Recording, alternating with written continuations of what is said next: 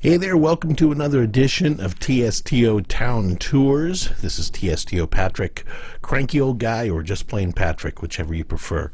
We're going to specialize today on 3D stuff, which is kind of fun. It's what you do when you have lots of time, lots of little bits to design with, and you're not worried about item limits, which most of us are these days.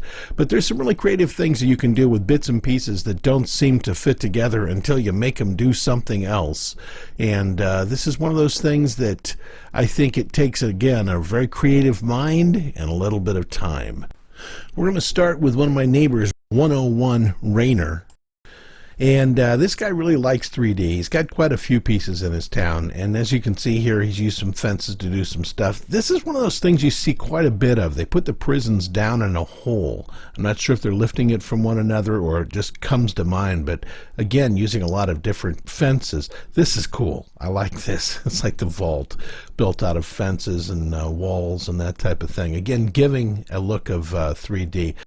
This one's subtle, kind of a 3-story thing that looks like 2 stories but could be 1 story. That's what I like about 3D. You never really know.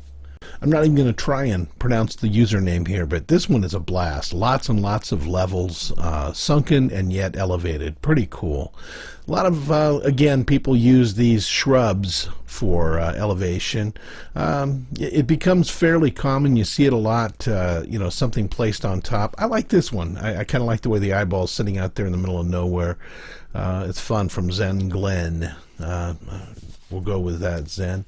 This is subtle. Again, it's where things are placed to give elevation. It's not so much using layers and layers. Again, it's just kind of the placement. Same thing here. I love this. I love Jorgad's dam underneath the giant temple. That is really clever. Look at all the different pieces that he's got there. Again, he's got one of those kind of sunken penalty boxes. I don't know what you'd call these things. You see a lot of these, actually, you know, across the different towns. Again, we get into the stacks and stacks of layered shrubs to give elevation, coming back to some of Xenofrigid. I can't pronounce it. We'll just leave it at that and enjoy it as we see it. He loves this stuff.